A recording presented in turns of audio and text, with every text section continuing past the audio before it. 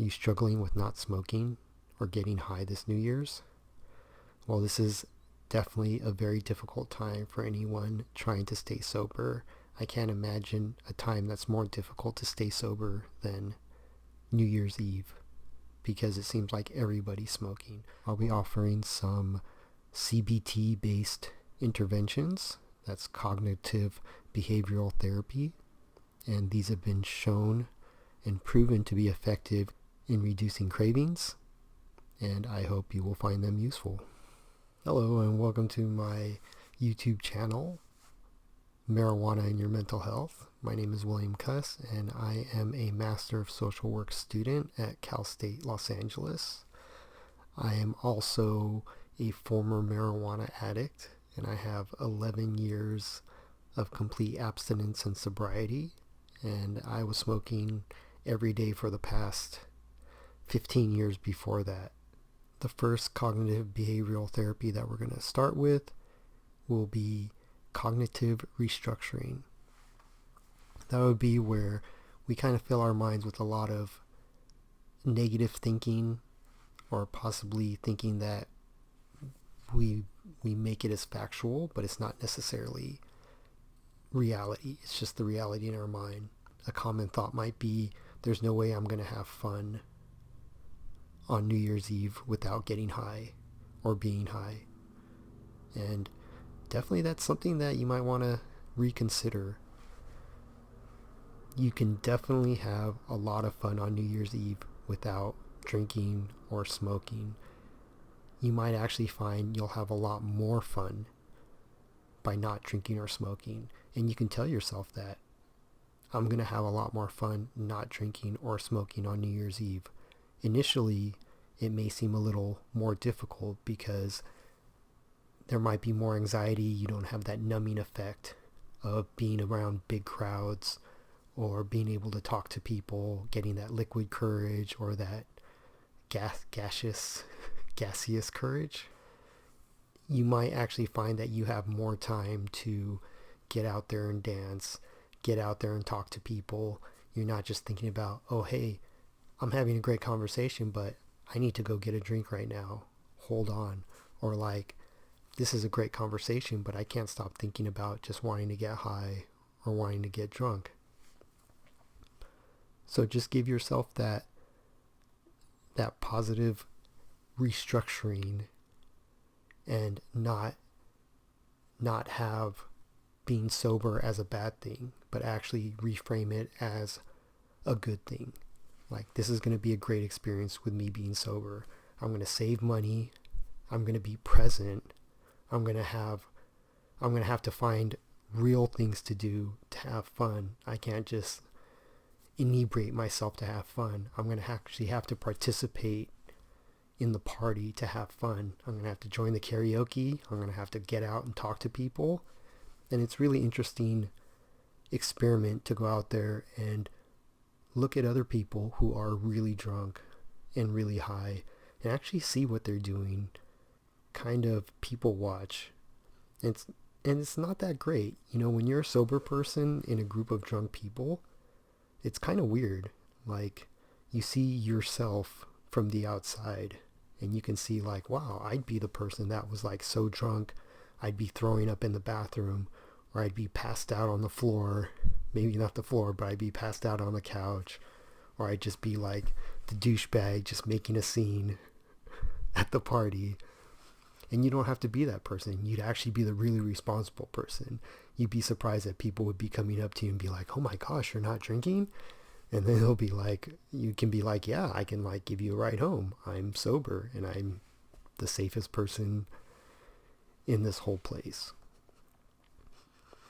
So that's one technique, the cognitive restructuring. Another cognitive behavioral therapy would be the functional analysis. You want to like think about, what exactly is it that causes me to want to smoke or to get high? That can be pretty easy on New Year's Eve. Everyone else is doing it. It seems like that's just the thing to do. It's a cultural thing. there's a lot of peer pressure. You'll find that when you are sober, that people are going to be coming up to you being like, hey, you need to get drunk. Like, I feel uncomfortable if you're not drunk or as drunk as I am. So that's definitely going to be a trigger. It's kind of hard to avoid those things when you're at a party or at some kind of New Year's Eve event, especially, and you're seeing it everywhere. Everyone's getting drunk. Everybody's acting like a fool. You want to act like a fool too. You know what? You can still act like a fool without getting drunk. It's actually a lot more fun because you remember how foolish you are. Maybe that's not a great thing, but yeah, you can act as big a fool you want without getting drunk or high. One thing that you might want to see as a reason why people get high or get drunk is because you might be feeling uncomfortable. You might be feeling like, ooh, I don't really like being around a lot of people. I'm feeling nervous. I don't feel like I can have fun without this. So you have to like recognize those thoughts. Why are you trying to get high? Why do you want to get high? And if you know when these triggers occur, then it's easier to avoid if you're prepared for them rather than being caught off guard and just acting out of reflex. Like, okay, whenever I feel this way, I reach for something else. I reach for the joint or I reach for the beer. Another big CBT intervention would be coping skills. What do you do when you feel stressed out? What do you feel when you are wanting to use? Is it your desire to want to use that's causing you to stress out? Or, if you pay attention, is it the stress that's causing you to want to use? That is where some self-awareness comes in. If you really think about it, you'll learn a lot more about yourself, and you can stop and think and make a rational decision and not just make a decision off of a sudden urge or your passion just gets in the way.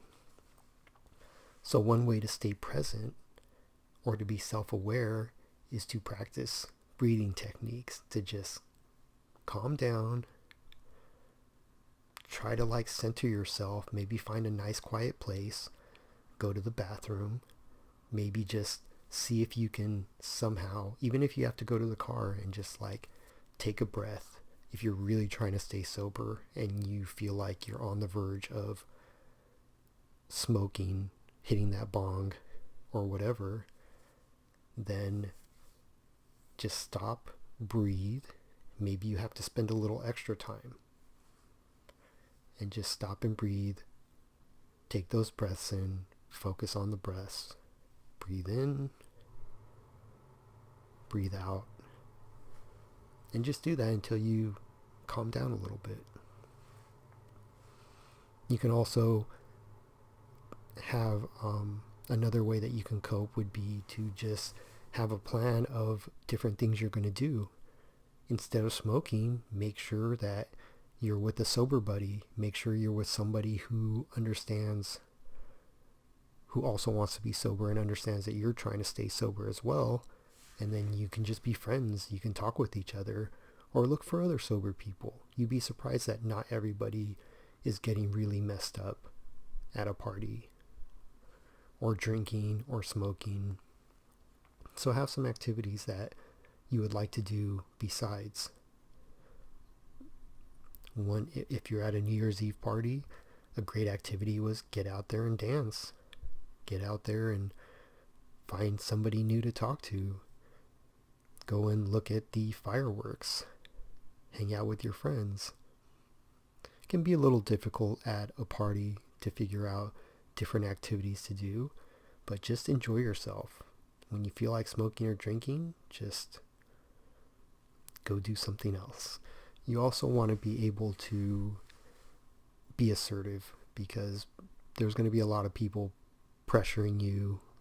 There's going to be a lot of, hey, it's just one drink. It's New Year's Eve. Everybody's doing it. You should too. Why are you being such a this? Why are you being such a that? Why are you ruining the party? Like, you're not ruining the party if you don't drink. If the party is being ruined because you're not getting high and making a fool of yourself, then that's not a great party. Another CBT technique that might be helpful in staying sober on New Year's Eve would be the imagery-based exposure. Before you get to the party, or before you get into a situation where you're going to be using, get yourself prepared. Imagine yourself at the party and everyone's drinking and people are walking up to you, offering you beer. Everyone around you is smoking, passing the joint around. Maybe there's not bongs at the party. It depends how crazy your friends are and how much they like to smoke. I know I didn't go to parties that didn't have a bong being passed around or multiple bongs being passed around. So yeah, if you're going to parties with multiple bongs being passed around and joints being passed around, maybe you need to have a better social, not better, but maybe you need to start working on a different social structure, or social circle, should I say. But if you still can't let go of the friends who are super high or love to get high at parties, just imagine, just rehearse and practice you going to that party and how things are going to play out, and so you're not surprised when they happen. And then you can also at the same time play out all the positive things that are going to happen when you stay sober. One, you're not going to feel really sick or hungover the next day. You're not going to feel guilty or that you couldn't control yourself and that you let yourself down again. New Year's Eve, I screwed up. But you can think about all the positive things that are going to come out of it, like the sense of self-esteem, of having that self-control, of where I can just have fun without smoking or drinking. And that's a great thing about being sober, is that it is a ton of fun and you don't need to drink or smoke to have fun. And just imagine that. Just imagine you having fun, you being able to just nonchalantly not smoke, say no, be like, hey, I'm okay. Sometimes you have to make up an excuse. I'm the designated driver. I can't smoke or drink today. Even if they're like, hey, just one. And just see yourself just being that life of the party, having those conversations, showing the real courage that you have to actually go out there and talk to people and have fun and not necessarily, I wouldn't say hide. That's kind of a negative connotation, but embark on this new life of living sober, having self-control, and being really proud of yourself for kind of tackling this demon that seems to get people down. And remember, if you want to avoid relapse or you see this as a problem, you got to know that you can't just smoke one time. You can't just have one drink. If smoking's your thing, then you think, oh, I can just have a drink. Eventually that drink turns into 2, that drink turns into 10, then that drink turns into a joint. Hey, this buzz is okay, but it's not as good as the weed buzz. And then your inhibitions go down and all of a sudden you're puffing away. Or is it more like that? So definitely, if you want to avoid relapse, you got to remember, even one drink, one sip, one smoke, one puff, one bong hit, that never works every time. If you really have a problem, then that one smoke or drink is not going to be enough. And if you can just smoke once and be like, okay, I'm fine, you may not be watching this video. You probably wouldn't be in such a situation where you're like, oh, I have a problem. I can't control myself when I start smoking. So you got to remember, if you think just smoking once tonight, just, hey, sounds like a good idea. And then it's always, well, I smoked tonight. I just smoked once. I might as well just live it up just this one night. And it's not just like live it up one night. It's like, well, since I smoked last night, I might as well maybe smoke a little in the morning to take the hangover off, take the unbuzz from the night before off, and then it just kind of like snowballs. Then the next weekend you're like, well, I was able to control myself pretty good the New Year's Eve party. Maybe I can just like smoke on the weekends, and then it just goes right back to smoking every day. And if you're an everyday smoker, you understand how difficult it is to stop smoking. I hope some of these interventions were helpful. My name's William Cuss. I am a Master of Social Work student, which means I will be a therapist one day, and I hope some of these interventions helped. If you have any questions, or if you have any experiences at New Year's Eve parties and how you coped with it or how you didn't cope with it, I'd love to hear about it in the comments. Okay, thanks a lot.